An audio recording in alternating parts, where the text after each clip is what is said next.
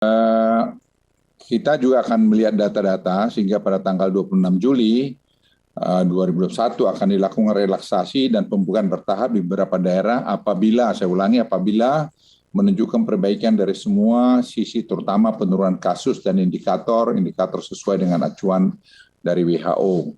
Saya kira parameternya sudah ada, sudah di-brief juga, apa itu di level 1, 2, 3, dan 4.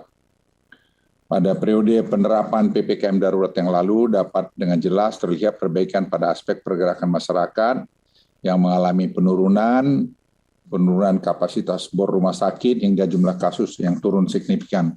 Tadi kami baru rapat jam 5 dengan para gubernur, Pangdam, Kapolda, Menteri Kesehatan, dan lain-lain. Kita lihat tadi data-data dilaporkan para gubernur, dan kita juga menunjukkan perbaikan. Misalnya bor banyak yang sudah mulai turun, dan seperti DKI sekarang juga menunjukkan perbaikan. Jawa Barat misalnya sekarang sudah di bawah 80%, 79%. Nah, ini saya kira hal yang bagus, dan sudah ada sebenarnya beberapa kabupaten yang masuk malah langsung ke level 2. Tapi kita tidak ingin buru-buru, ini langsung biarlah 5 hari ke depan ini saya pikir lebih tenang sehingga bisa lebih baik keadaannya. Karena sifat daripada virus ini, Delta varian ini, memang dia akan kelihatan 2 minggu sampai 3 minggu. Jadi memang sudah waktunya mereka mulai menurun. Tapi kita tetap waspada mengenai hal ini. Pada masa PPKM level 4 ini diperlakukan, pemerintah sudah melihat potensi beberapa daerah yang mengalami perbaikan. Nah, dan para gubernur dan juga bupati yang bersangkutan sudah paham mengenai itu karena sudah saya beritahukan kemarin pencapaian mereka yang cukup menggembirakan. Namun kita juga ingin hati-hati sehingga nanti yang sudah baru mulai baik ini jangan jadi memburuk. Jadi mohon kesabaran kita semua karena kita berperang terhadap satu Delta varian yang betul-betul sangat ganas ini. Kemudian terkait beberapa pertanyaan bagaimana pemerintah menentukan level 1 hingga level 4 adalah dengan menggunakan indikator pertama, laju transmisi, respons sistem kesehatan, serta kondisi sosiologis masyarakat. Jadi kondisi sosiologis masyarakat itu menjadi sangat penting. Pemerintah dalam waktu dekat atas perintah Presiden akan melakukan peningkatan testing, tracing, dan banyak pusat-pusat isolasi utamanya di daerah padat penduduk. Jadi nanti jam 7.45 ini kami akan finalkan itu, bagaimana kita akan langsung testing dan tracing di perumahan-perumahan padat penduduk, di aglomerasi seperti Jabodetabek, Bandung, Surabaya, Solo Raya, Semarang, Malang Raya, seperti itu.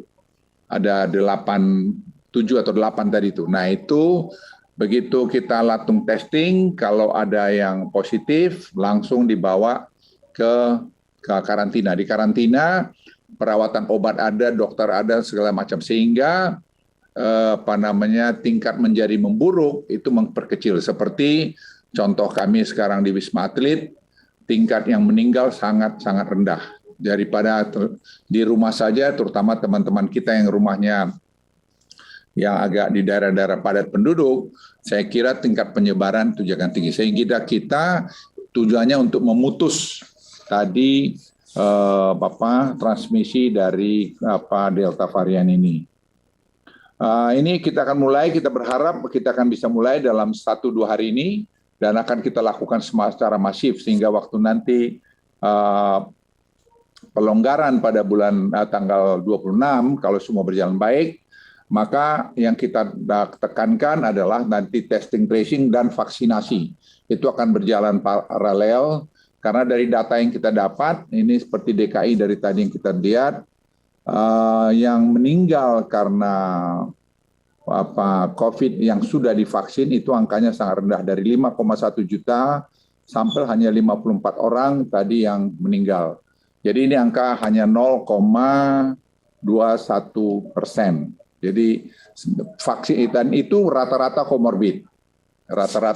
Jadi saya berharap kita semua menyadari masalah vaksin ini satu hal yang penting, dan yang kedua testing tracing tadi sangat penting supaya early stage atau pada awal sudah bisa dideteksi sehingga bisa ditreat dengan bagus, dan rata-rata penyembuhannya 8 hari. Ya, dan tingkat penyembuhannya lebih cepat, tapi tingkat meninggalnya pun lebih cepat kalau penanganannya tidak cepat. Saya mohon ini supaya menjadi perhatian kita semua. Pemerintah sedang persiapkan sistem testing dan tracing yang dilakukan dalam waktu dekat, sehingga sekali lagi pemerintah dapat segera melakukan mitigasi akibat varian Delta ini. Apabila ditemukan kasus di lapangan, maka mereka akan dibawa ke pusat-pusat isolasi yang sudah dibuat pemerintah. Kemudian nantinya mereka akan mendapatkan penanganan dan obat-obatan dijamin pemerintah. Dan keluarganya akan kita juga berikan sembako, sehingga kalau kepala keluarga yang kena, tidak perlu keluarganya jadi menderita. Apabila yang terkena adalah kepala keluarga, saya singgung tadi, maka kami merencanakan keluarga tersebut akan diberikan bantuan sosial oleh pemerintah guna meringankan bebannya. Di akhir kata, saya juga ingin memohon pada masyarakat Indonesia bahwa kita ini berjuang melawan varian Delta belum selesai. Dan saya minta kita semua supaya bahu-membahu untuk menyelesaikan ini masalah kemanusiaan. Kita berbuat dengan cepat.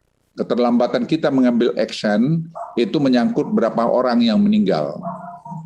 Resehan kita berpolitik untuk ini juga bisa mengakibatkan orang meninggal. Jadi kalau kita semua punya tanggung jawab terhadap rakyat Indonesia dan konstituen kita jagalah sikap kita dukunglah ini. Proses pengambilan keputusan, saya ingin ulangi, semua kami dengarkan. Kami dengarkan juga Dewan Guru Besar Fakultas Kedokteran Universitas Indonesia, juga dari Universitas Gadjah Mada, Universitas Airlangga, kami dengarkan semua.